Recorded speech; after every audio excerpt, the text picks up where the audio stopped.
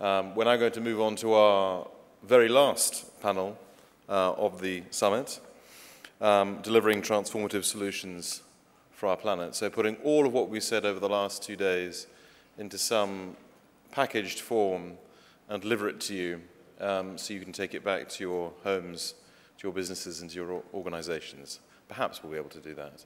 In any case, to help us try and do that, we have an excellent moderator, Nidumolu, the founder and chief executive of InnovaStrat, who you've already met, of course, and he will be presenting and introducing his panel. Thank you.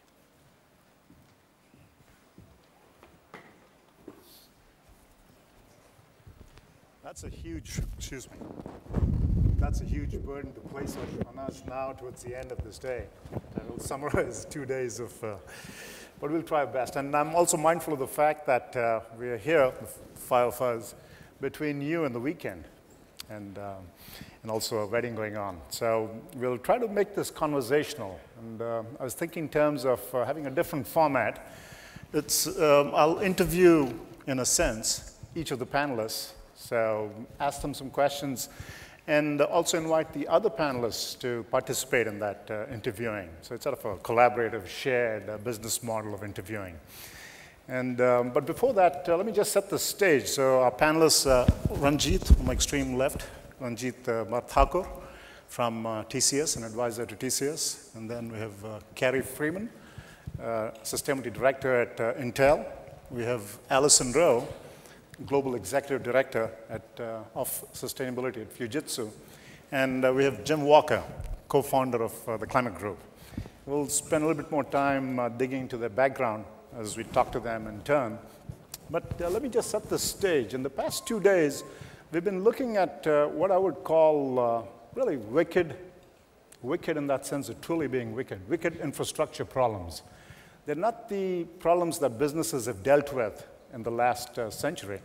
They're really of a very different nature now. They require solutions that have many stakeholders, especially the government, civil society, and so on. And there is an urgency, an increasing, escalating urgency to this. There is this notion of shared value contributing to society and to the environment. And there is also a striving for new business models, an attempt to understand the value of ecosystems, a way to fold it within your analysis. So really the nature of the problem has changed. And that's, in a sense, the crux of the problem, of the issue here. And this is a work in progress also. You know, WIP, Wicked Infrastructure Problems, also stands for work in progress. And we're, in a sense, struggling to find that answer. And just as a preview of what we're trying to do, so many of the examples that came out in this conference and other examples that we'll draw on later will be pulled together into some next practices, going beyond best practices into next practices on these kinds of problems and the transformative solutions that address them. And that will be presented in London in a report that looks at the different attempts to solve these problems. So that's the stage for this. But without further ado, let me just maybe start with Ranjit. And let me just set this. So Ranjit, you have a very interesting background. And part of your background is, you created this concept of naturenomics. And let me just ask you, how did you get into sustainability?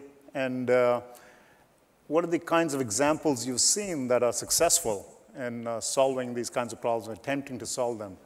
And so a set of 4 questions, I would say, asked of each panelist. How did you get into sustainability? What are some examples you've seen that are relatively successful? What are the kinds of mindsets and changes in business models that you think are needed to address these problems? And finally, some sense of what's the potential impact of these in any order you want to do.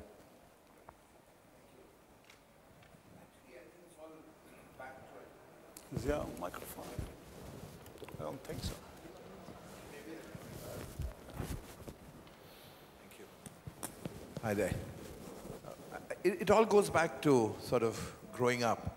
I grew up in a very pristine area near Burma, and it's in the northeast part of India. And it was a tea plantation, but it was surrounded by a lot of biodiversity, what we called jungles in those days, jungles and forests. And they were not monoculture, they were not sort of like the tea estate itself, which was actually a hybrid of monoculture.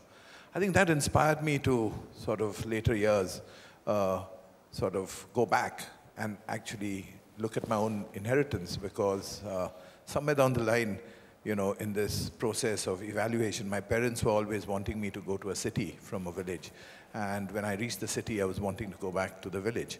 So I think the whole issue was really, you know, what is this natural asset that we talk about? Is the flat in London or Bombay or in Tokyo, meaning or in Japan or Russia, all the places that I've worked in, more valuable than actually this natural asset that we had? So it inspired me to write a book. And in fact, my first book is called Our Natural Inheritance. And it is based on a park, so we tweaked the book's name a little bit and actually called it the Kaziranga Inheritance. Kaziranga is a park for one-horned rhinos in northeast part of India. And that inspired me to actually move on to the next bit, because this was a nice tabletop book, and it was exciting to sort of peddle it around, because people said, oh, you're an author. I wasn't really, because what one was doing was, it was a collection of photographs, and that really added on to being my visiting card, because the next step was, what is the value of this inheritance, and how do you value it? So that led us on to this very interesting subject called naturenomics, which is a combination of what is natural asset value, or what people are been referring to over the past 15, 20 years as natural capital. How do you take natural capital and economics? You know, I don't think we're here to sort of rubbish economics, otherwise the very purpose of our being here, or the very reason we are here, is in fact economics. And the fact that economics is not all bad is also quite demonstrated by the fact that we have gone up in terms of education, the world. We have gone up in terms of water, we've gone up in terms of hygiene. So it's not here to rubbish a system and say that nature is all good and we should all go back to living a life. Let me stop you there. So as you do this kind of analysis, what have you seen of examples that maybe in India that seem to be successful in this area? I think, see, what comes to my mind is possibly 3 or 4 examples, and those examples are not linked with, not necessarily nature related, but will be very relevant. And I'll tell you why. I think, let's take the internet revolution or mobility. You know, in both cases, I was there, I was one of the 10 people to have launched the first cell phone in India in '95. And that has led to so much transformative change and empowerment of people right down to the village, that it actually is a medium for change. So I'll come to what the change could be. Secondly, I was also sort of privileged to launch one of the first internet services in the UK in '99, which was just post my days in telecom. So that was one of the first, and we brought it to India. In fact, it was in Vizag that we had our center. So it's part of your hometown growing up. And really what that internet showed me was the power of communication, the power of knowledge, and the power of actually sharing. Both these mediums, in terms of actually break, if you talk about innovation, these 2 innovations have actually impacted this generation of ours. If this is the kind of innovation that we want, do we really need another innovation to actually do this transformation of awareness of this whole value that we have with nature and its assets? So really my point is, how do we use already existing innovation to do that change? Our innovative... So the question on that comes up is, you know, for many of these innovations and organizations, the big issue first is changing mindsets. Getting people to recognize that sustainability, for example, does contribute to the bottom line. So if you take that telecom example in India, there was a big mindset change related to, you know, people who otherwise had no awareness of technology. What do you think was going on there that might be instructive for sustainability? In fact, the mindset was really funny. I came to Indonesia in those days, by the way, and you know, it was really strange. I was with a very dear friend of mine who's part of the tech industry. And he said, you know, I'll never use a phone because, you know, I never use a mobile phone. People in Bombay said, I'll never use it because the phones work in Bombay. People in Delhi said we'd use it because the phones don't work. The mindset at that time was one of resistance, saying that we don't need it. And in the internet too, when you actually introduced it in office, they said, no, we can't do without paper, and we cannot do a paperless office. Sure, paper hasn't gone, but definitely it's reduced. And I think, today it's an 80-20. You use the internet for mails 80% of the time, and for other mails, you use it for 1%. For other documents, you probably use it for 5 or 10%. So I think the transformative change is really happening in organizations all the time. But the first thing is to say, we don't want to know. Having been in two of these startup world-changing events, one mobility and two internet, I think we are at that beginning to see a very big revolution in nature valuation. And one of the things, unless you get nature to be valued, organizational mindsets don't change. Because you see the CEO or the chairman, what does he say? Or the head of a country who's doing the budget says that, look, we have to go to the people and say that we need this growth rate, this is the kind of balance sheet we want, this is the kind of delivery we want. So without economic value, they don't see merit in just shifting over unilaterally to an ecological value. So let me stop there, because you used the key word economic value. So as many of us have seen, there's the mindset. First comes the mindset, it reminds me of first comes marriage, then comes baby, baby carriage. So first comes mindset, then comes the business model. So in this example, the business models are different in the telecom case. Again, what is that lesson there to sustainability and valuing ecosystems? I think, you see, even in the telecom case or internet case, those business models which we did in '95 never paid back till 2005. So there were a 10-year lead period. I see this exactly happening in nature-related items. Let me tell you where the shift is. If today the heart of a country or the heart of an organization is economic activity, that heart has been actually replaced by ecology. And today we are saying, if there is no ecology, there'll be no economics. And there's the big mindset change already taking place. So what you're saying is that if ecology is at the heart and we deplete all our trees and we deplete all our water, what are we going to do? We need innovation to live. So we live on a tablet just the way you go on a rocket. When you go to the moon, you actually live on a tablet for all those days. Maybe that's the life that we want, but possibly not. And I don't see that happening. I think people will want different innovation. Let me tell you 3 innovations that are on the anvil. One is the replacement of cement. I think this is a very, very big innovation that is going on. The replacement of cement and the replacement of road servicing will dynamically change the ecological footprinting. I'm purposely not using the word carbon because I believe that carbon is a byproduct of what we do, and the ecological footprint of land, energy, waste, water, and air is critical. So therefore, the valuation model will change, and the mindset changes when you can actually say there's a different model which can change the world and can also add economic value, something I can touch and feel and know. So there is this whole innovation. We can talk about that later. The second big innovation is inspired by nature itself. Did any of you know that actually the spider's web, they have now said that the tensile strength of that web is stronger than steel. So therefore, they're inspired by the fact that actually if you can make a house out of a spider's web, theoretically it seems weird, but if you can make that, then actually would it change? So when you say innovation, our thinking has to completely change. The biggest issue regarding output like carbon is, say, energy. And I was talking to some of my colleagues yesterday on the panels and was saying the biggest change that they're looking at in energy is actually transponders, which will go around the world, which will take the solar energy and directly transmit it to your house. Rather than just talk about solar and talk about the fact that it's so expensive and talk about the challenges within it. I'm actually not saying these are solutions. This is very evolutionary, but the thinking has started. We are at the cusp of some of these thoughts that are actually inspiring us to say that lightning comes to us directly, so why can't power come to us from a source which is not within the earth?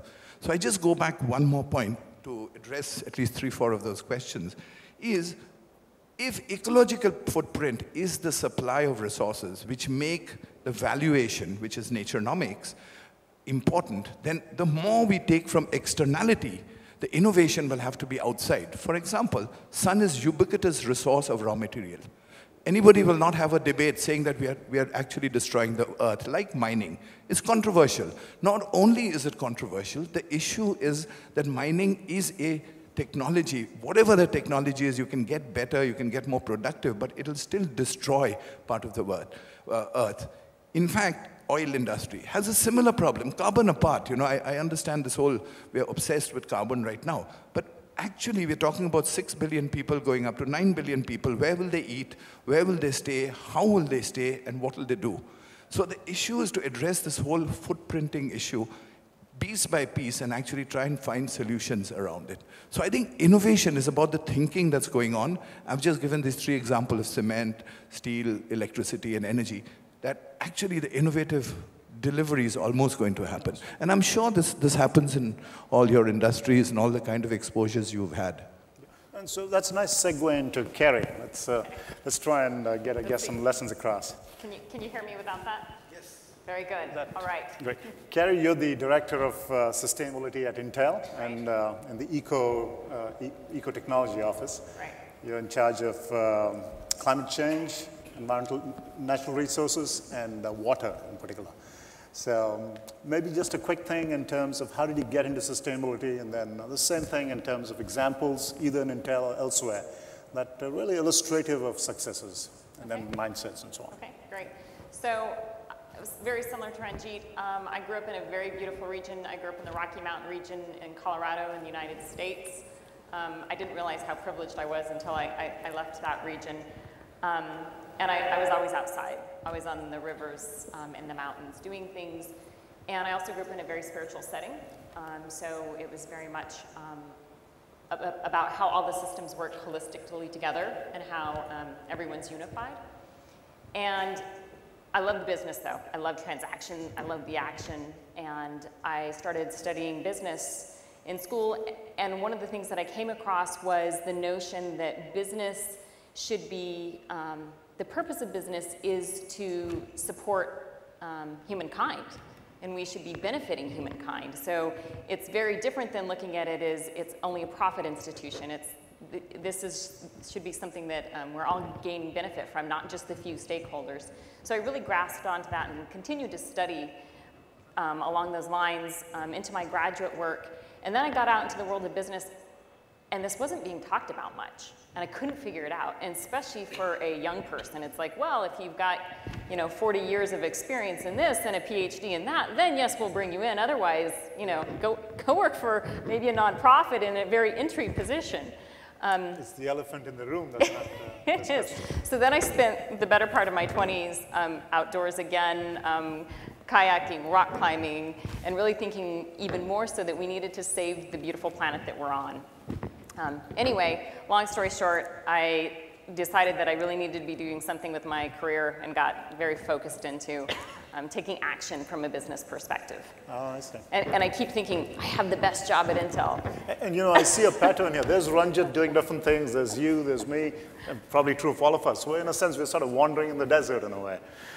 Or the mountain, yes, we're wandering somewhere. I'm not exactly sure where. Exactly. And as you wandered around, what did you see that was inspiring, examples that seemed successful, interesting? Well, I've been thinking about that, but I've also been thinking about the theme of this conference, and it's transformative solutions. And we've heard a lot about solutions that are going to get us part of the way there, and little bits and pieces. And I've been thinking, well, what is it that actually transformation causing? And the first thing, there's 3 elements that I've come up with, and thankfully I've heard more about them at this session. And I'm glad I'm not the only one. I think that's always a good sign when your ideas aren't that brilliant, because then there's going to be a tipping point, right? Yes. There's this general consensus that these things need to happen. So the first 3 things that I see as necessary elements for any transformative solution is, the first one is to engage people. And it doesn't matter what person it is, you have to engage the people. And we just heard from the media experts on how we can do that through the media, using social media. I also think it's possible through any sort of technology solution that we come together and engage the decision makers. And those can be decision makers that are making a decision about their consumption patterns, about what we're eating on a day-to-day basis, on about what we're wasting. I thought this morning, they said, do you want coffee with your milk? I said, or do you want milk with your coffee? I said, no, I don't want milk with my coffee. They still bring me milk. Like, stop, we need to stop this wastage. But that's an example of people being very aware of the wastage that's happening. And then people that are making these multi-billion-dollar infrastructure decisions also need to be engaged and have the right information. So I think the first thing is engaging whatever group you're in making those decisions that are going to impact the planet. And we all make decisions every single day that have an impact. So that's the first thing. The second thing is, and we've heard quite a bit about this, is creating the platform for transparency.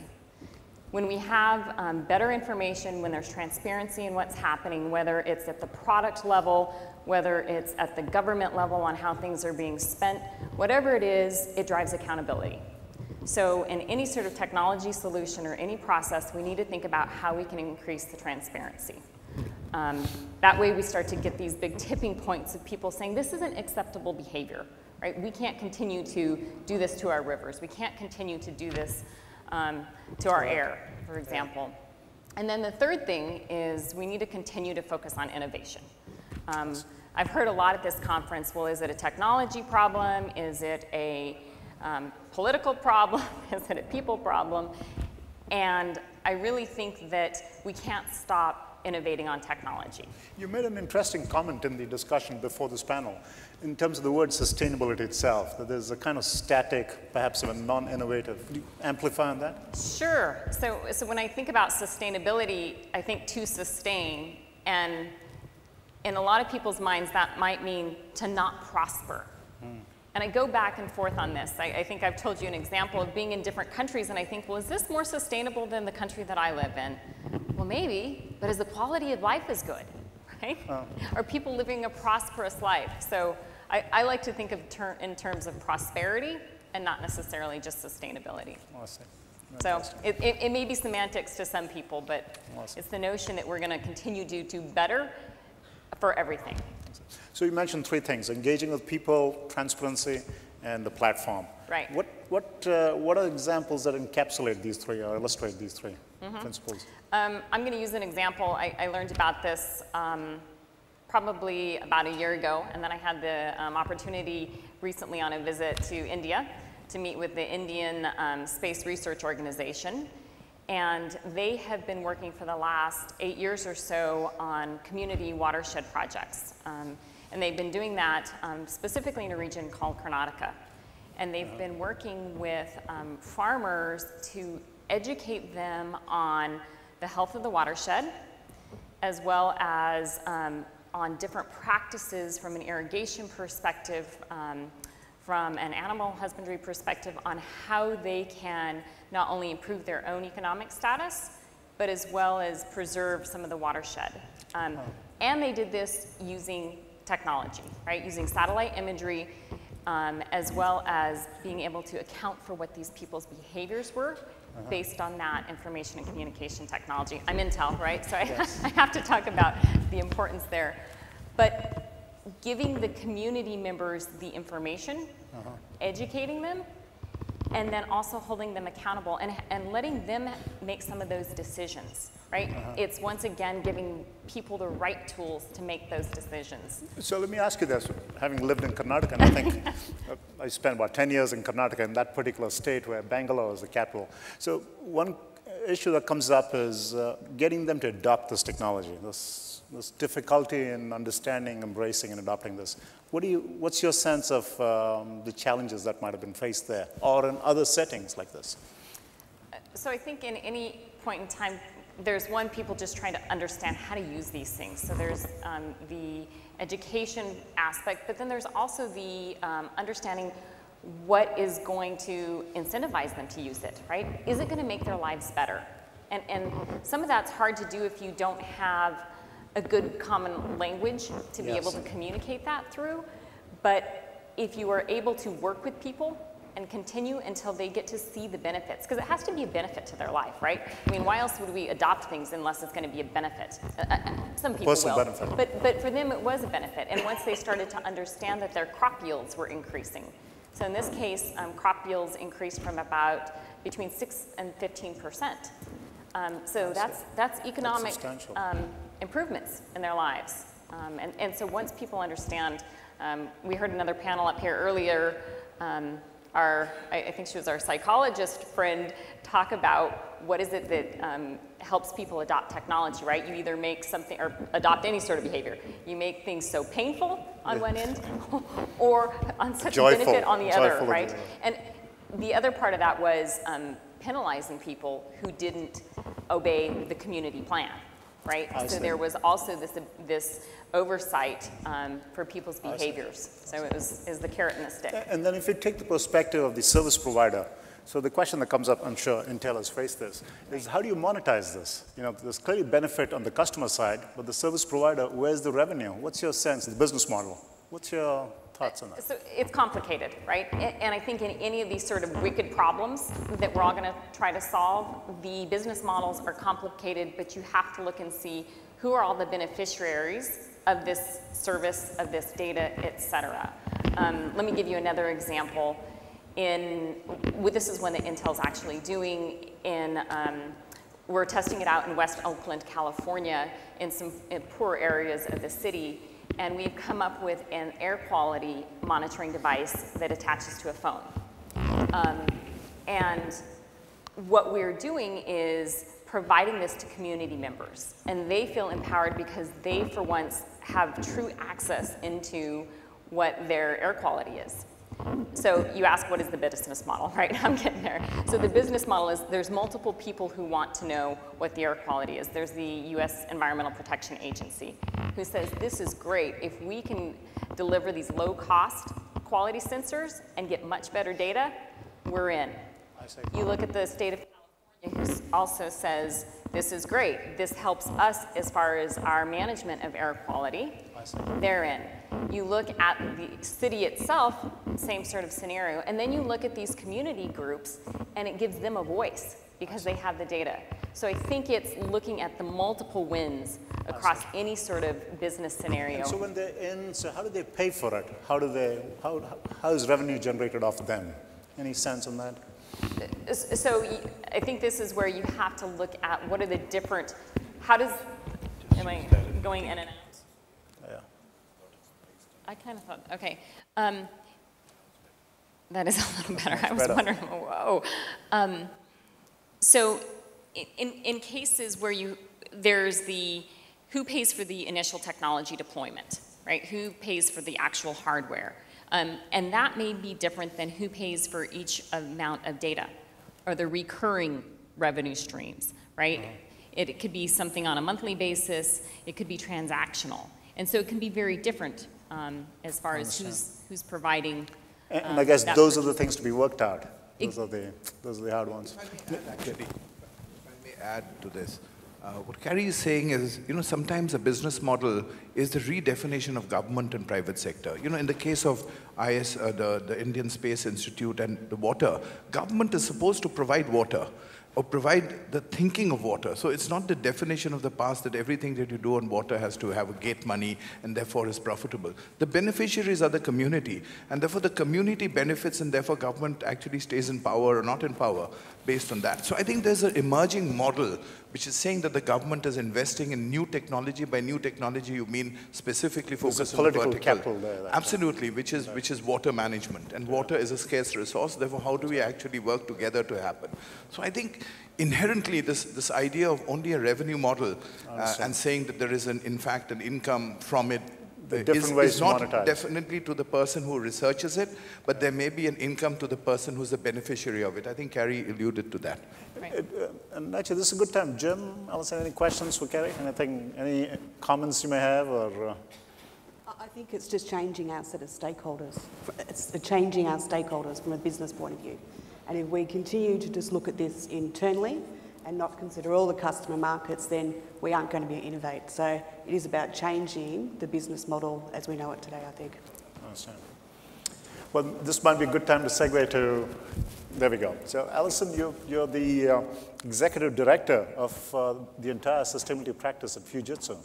And you also set up the consulting practice. I did. So I'm responsible for the 69 countries outside of Japan. And I thought I'd actually tell a little bit of a story to put that into perspective. My introduction to sustainability was through a business decision about 7 years ago, and it was before I started working for Fujitsu. And I was faced with a decision that I could put 156,000 lithium batteries into landfill, or I could make an environmental choice and develop a new process and think about how I could actually treat that quite differently. So in business life, I was faced with a sustainability choice. I obviously chose the environmental way, which exceeded legislation and changed fundamentally the business. I then got a nickname called the Green Lady and got all these other types of initiatives around our business. For me, that was the changing platform, was to say sustainability is not an add-on, it's about making it part of your business. I was in that company for a few years. I developed a carbon offset product for travel for a motorist, which was a negative NPV business case, which I took to the board, which was a challenging experience. I then joined Fujitsu and I went back to my technology roots, if I can say, and I knew that there must have been an opportunity around how we could work with our customers and use technology. So I started up the consulting practice, which looked at the concept of green IT, and started that from Melbourne in 2007. I worked with a number of customers in a lot of industries to help them look at how technology and IT could help reduce emissions. We typically found with our customers, without any capital investment, you could reduce your emissions by 40% in the first year, which was a fantastic payback period for a customer. That meant that there was no capital purchase. This was around using technology and behaviour change and process. The big thing for me was that said, I can make a business out of being sustainability. And that was what drove our business. So I could get a revenue line, a revenue stream, and connect it back to my company. I've now rolled out the consulting practice in the UK and the US, and we'll be going to Canada next month to expand our offering. But the great joy of joining Fujitsu was that we had a heritage of sustainability back to 1938 and a policy that out to 2100, which I found was amazing. Awesome. One of the things that Fujitsu does around innovation is actually set a bold target. We've set a target to reduce our customers' emissions by 15 million tonnes between 2009 and 2012 and 30 million tonnes by 2020. We believe it's an obligation that we actually have to use technology in society. So of that 15 million tonnes, 3 million will be around making our products better, but 12 million will be about solutions. Awesome. And there's three big... So let me stop you there. So on the solutions, what would you say is a solution that illustrates this kind of a wicked problem? Yeah, and I think this is where we're seeing as sort of the real game changers in technology. We've spoken about mobility and the internet, and what we see is the next real phase and changing era is around when technology is going to learn from human behaviour and not the other way around. So our vision for 2020 is to look at a human-centric intelligent society. What we've focused on is that we have 91 data centres in 16 countries globally. How do you make a data centre sustainable when they consume so much energy? So we've gone through a massive program around making our data centres, first of all, as green as they can be. That ranges from using wind, solar, hydrogen fuel cells, and a range of different other initiatives at our data centres. That gives us a good platform. The next big change we're going to see from a technology point of view is cloud computing. So cloud computing on a sustainable data centre is a good platform for the future. Cloud computing means that you can buy infrastructure, an activity, content, or an application on demand. So as a customer, you don't need to have a server, you don't need to have all of the infrastructure that you would normally buy to set up your business. You can pay for that as you would pay for a service through a mobile phone. That again is a next game changer. What we've done to implement that is actually looked at the agriculture sector and said, how can IT play a role in agriculture? We've developed a smart agriculture cloud, which we've got a series of sensors on a farm, and those sensors actually measure the temperature, outside temperature, the soil temperature, the moisture, and we can then really optimise how we actually look after that crop. That solution has had up to about a 95% saving in greenhouse gas emissions for the farmer, and that's just one example of where we see the future going. And where are you at in terms of large-scale deployments of those solutions? Where are you positioned? Yeah, we're certainly working globally. We've done some recent pilot projects in New Mexico, where we worked with a remote community that had absolutely no access to internet. And what we did is deploy internet access over a smart grid, which provided 2,300 people who had no access to technology before 15-minute intervals of broadband. which has again changed their community and the role of technology. So we're certainly working in different markets with different solutions, and we see that our role as a company is to help reduce the emissions of all the other industries by 2020. It's coincidental that the two of you are sitting next to each other. Carrie and there is a...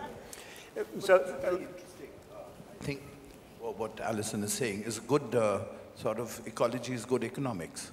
I think the basis of whatever she said, because the practice is increasing, the products that she's done has made a change, and the uptake is more. So I think the theme that really comes through is good ecology is good economics anyway. That's right, that's right. And I also think that the other key thing is multiple people are benefiting from this, That's right? Yes. And that's key, because if people aren't going to just do it to do it for the goodness of it. They have to be benefiting from it in some way. That there is a self-interest combined with group interest. So given Fujitsu's, I guess, history and culture and something like this, sustainability, what were the difficulties you faced in either changing mindsets within the company or getting these kinds of initiatives going? I mean, certainly working across 69 different countries, there's a mix of culture and a mix of mindsets, a mix of the understanding of climate change and the maturity. But I certainly think the one thing I have done is very much focused on how this is related to our business. This can generate revenue for our company and have a greater good for the community and for our customer. So I've been very clear about that one message that changes mindsets. I've been very clear about working with customers in each of those regions where I am to help drive the change. So certainly I've been very focused on one simple message, that this is about a good thing for our company, which is going to be for the greater good of the community and our customers, and this is about what we should be doing. So one is being constant on one message and making it really simple. One is about understanding that I have an education role in my business and that it doesn't stop once I feel that I've communicated enough. I need to go back to the start because I haven't done that. I think one of the biggest lessons I learnt when I first started with Fujitsu was that I was very good at communicating at the top layer, and I felt that I had the exec team very across everything we needed to do. But I still hadn't changed what we would call in Australia the barbecue conversation. And the barbecue conversation is the conversation that our employees have at home with their family and with their community, and that's the conversation we need to change. So my next layer of learning was to say, let's change that barbecue conversation so that every one of our employees is proud to work for this company and can see the benefits of what we're doing. And that's the engagement Carrie's talking about, the first principle. Yeah. Well, this is a good time to pass the baton on to the next communicator. Jim, you have an interesting background aside from the work you've done with the Climate Group. You're the co-founder of the Climate Group, which has done great work, but you also were in the Olympics, and you were an Olympics-level rower, right? 92, 96 Olympics? I was. I mean, I can't really claim any link between that and what I'm doing at the moment, other than potentially sustainable transport. But it was, I mean, working in this sector is something that I've wanted to do since I was about 10 years old. You know, I grew up in a rural area as well in the northwest of the UK, and ever since I was, 10, 11, 12, I wanted to work in an environmental NGO. I also grew up in the 80s, though, which for anyone else here who's probably from the US or the UK, was a very aspirational period in time. And actually, having just moved to Beijing a few months ago, I feel a little bit like I'm back in the 80s in terms of the pace of growth there and people's aspirations for a better life.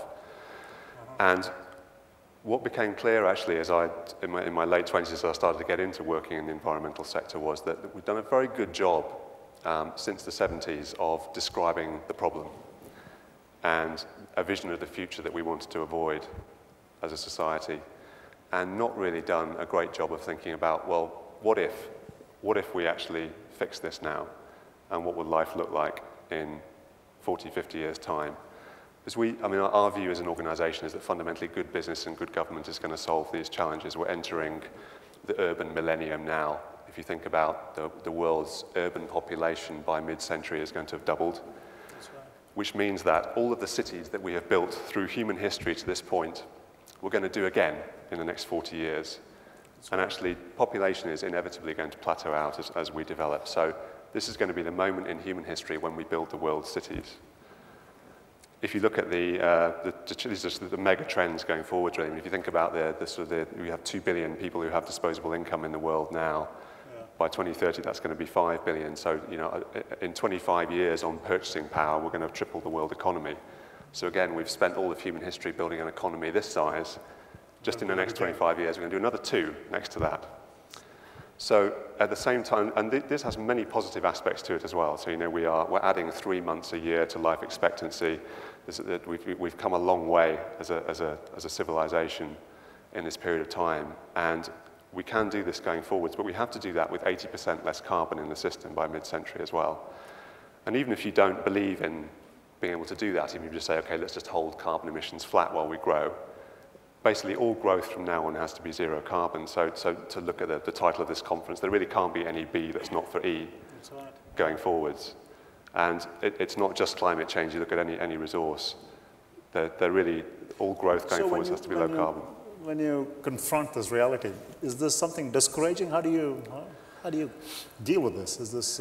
How do you stay optimistic in the midst of all this? I mean, this may be a slightly heretical view, but our view is that there's a pretty small community of people within the world that can lead on this issue and can really set the momentum that we need. And it's going to be the main decision makers in society. So you could write a list of the main CEOs, environmental advisors, heads of state, heads of government in state and cities, the major states and cities, heads of media. These are the people that actually, within the scope that they have right now, can choose to lead on this issue. Yeah.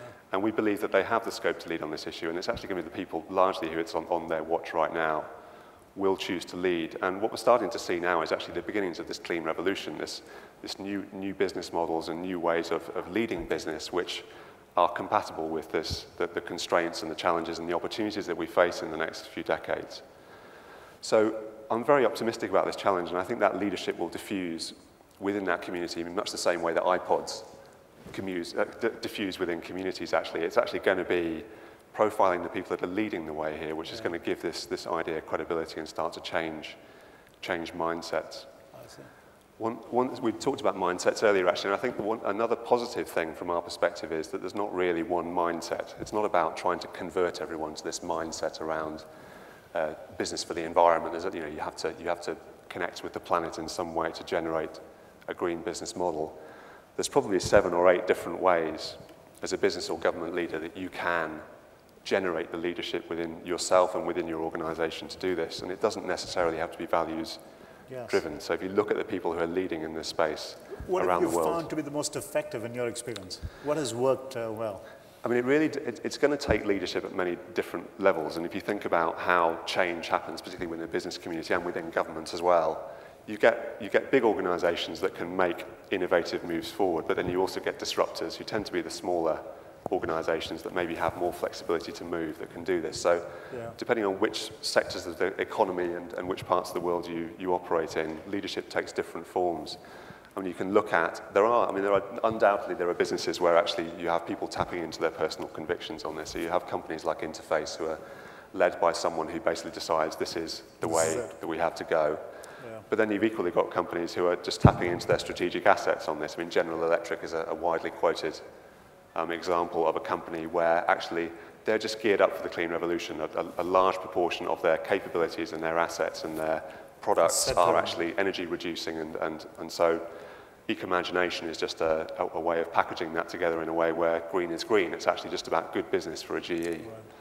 There's a whole other range of there's also transformational business thinking, I think, as well. And we see this every day in China now, where companies like Broad Air Conditioning, that were an energy efficient air conditioning company 2 years ago, within the space of 18 months were moving into the green building sector and actually built their own energy efficient, earthquake proof 5-story pavilion at the Shanghai Expo in 24 hours. So anyone, you can log onto YouTube and see this. Wow. So there are companies there who are actually willing to think outside of the box a little bit. I mean, I'm guessing that this is probably how Tata grew. You look at Virgin, actually, if you have a brand and you have capability on good business, it doesn't mean that you have to stick to one particular sector. So being able to open up new business avenues, building off your brand. BYD, yes. Chinese company, started off making batteries, now makes electric vehicles. Yeah. So being able to think transformatively about how your business and how that's going to fit into this this coming few decades. So it's really a variety of different things. Yeah. There's a whole range. I mean, you know, there are 7 or 8 habits of highly effective clean revolutionaries, if you will, that we believe. It's a good book to write. Are really, and we will.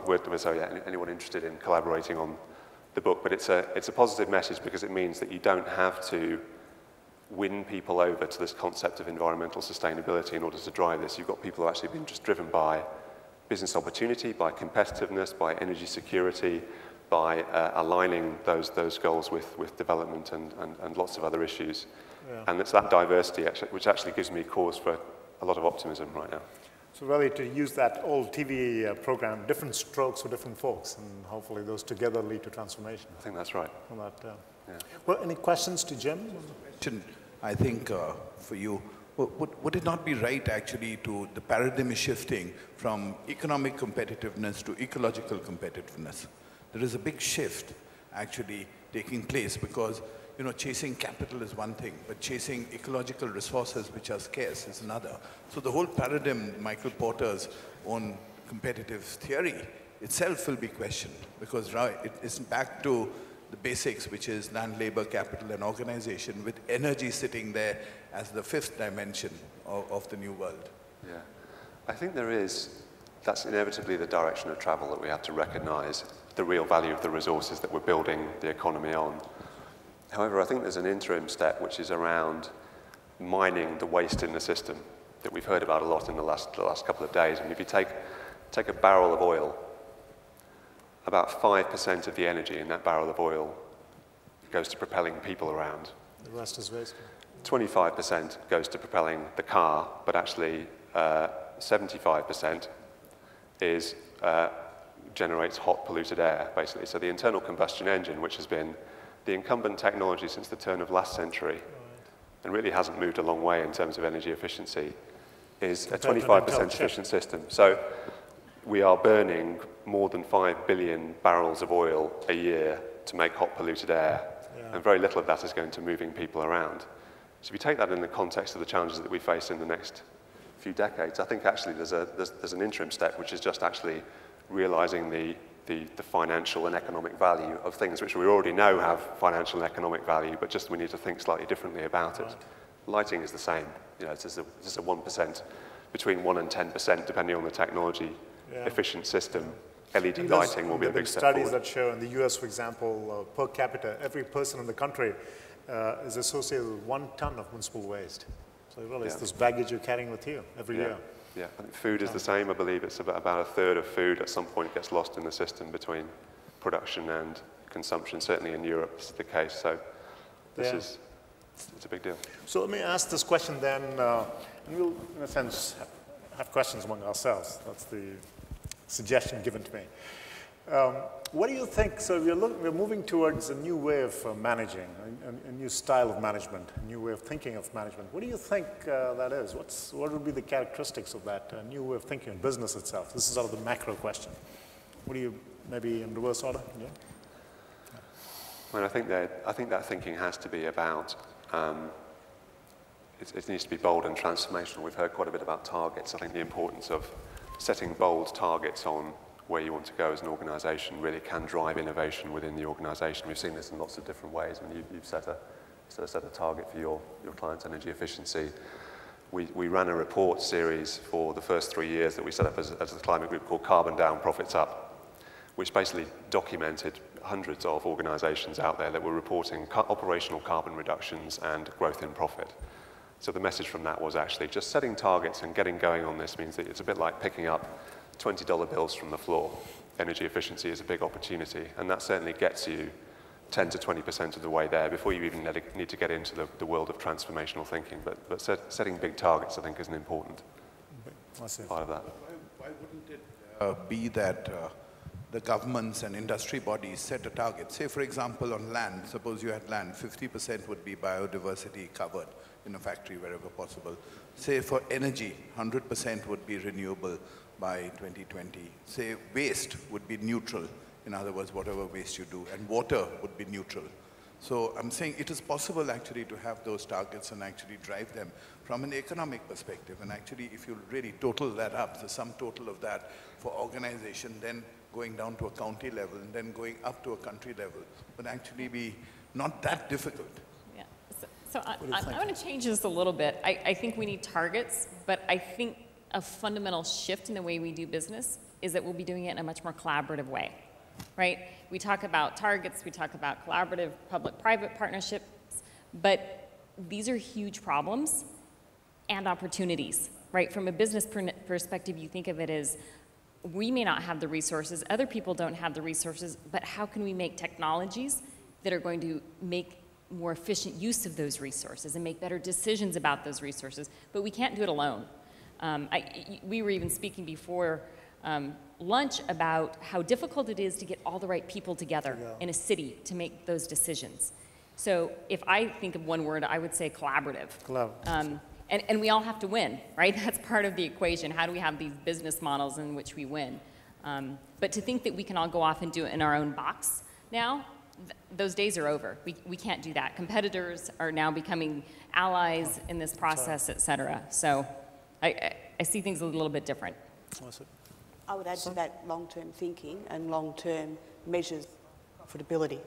So changing the metric of profitability, which business is the most common measurement, to different business cycles and matching that through long-term thinking rather than measuring it on a really short cycle.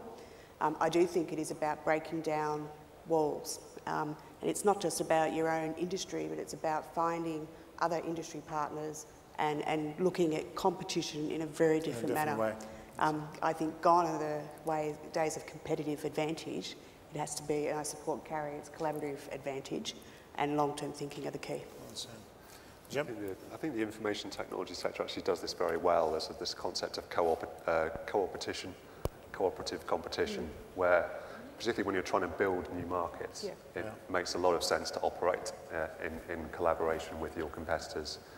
And this is something that we try to foster as an organisation within the Climate Group. The businesses that we're working with are trying to advance LED lighting by working with city governments on standards, on electric vehicles by working with fleet owners around how can they introduce fleet in an economically effective way.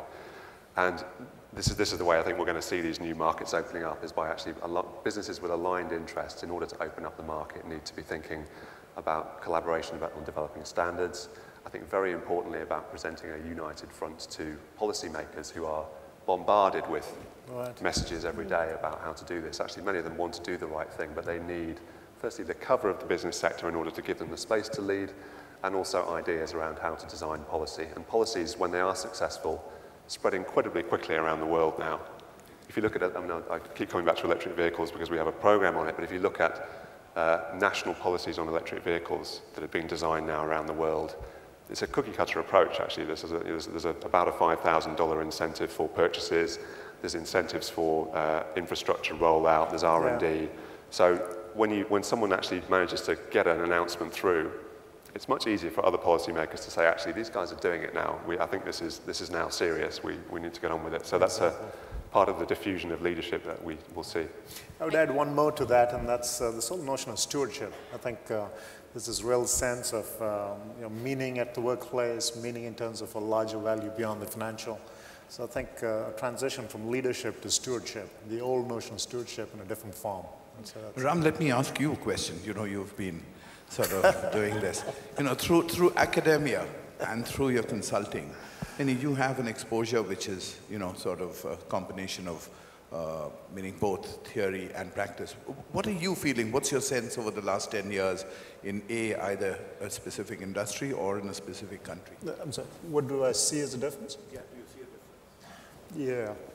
Well, it's interesting. In the 80s when I was... what are the challenges and what are the meaning obstacles that you see for this new path? Yeah, so it goes back to, in the 80s I did a lot of work on strategy, and as you guys know, all the talk was on comparative strategic advantage. That was, Michael Porter was a great guru in that. It's interesting that in the January issue of the Harvard Business Review, Michael Porter, who was the guru of strategy and comparative advantage, had this article on shared value creation, which is actually 2006. And I think that encapsulates the transitions I've been seeing. 80s on strategy, competitive advantage, sustained competitive advantage. And then the realization in the 90s that the importance of collaboration, collaborative networks and so on, strategic networks. And then in this last decade, this really beyond business into and I think natural capitalism was a key player in that. That book, Natural Capitalism, influenced many people. And there's a great book called The Authentic Adam Smith. And so I've been doing some research into traditional economics and environmental economics. And the work going on now in economics, there's a great issue in the Scientific American, that questions those assumptions of traditional economics. It's interesting to recognize that Adam Smith used the phrase, the invisible hand, only in about 3 to 4 places. And in none of them did imply the invisible hand of the market. We sort of take it for granted that invisible hand meant market forces. But in reality, that was not what he meant. So he actually, before The Wealth of Nations, he wrote about the moral imperatives of activities and so on. So I think we've sort of forgotten our history. We've forgotten the history of the Industrial Revolution. We forgot the history of how capitalism came up. And in the last 50 years, we've been entrenched in this view. And this will change. This is already changing. So I can see a conversation like this 20, 30 years from now being very different. We will take for granted the notion of shared value creation and wonder why we ever thought in terms of exclusive financial competitive advantage. Just as, well, I am sorry that I think we've had a fascinating discussion, and I think we are now waiting for the next step. Charles? But before, let me thank the panelists for this great conversation. I hope we ended up with some interesting insights and views into what works, what doesn't work, mindsets and models. And we'll pick this up in hopefully London. Thank you very much indeed, Ram. And thank you very much for an excellent panel.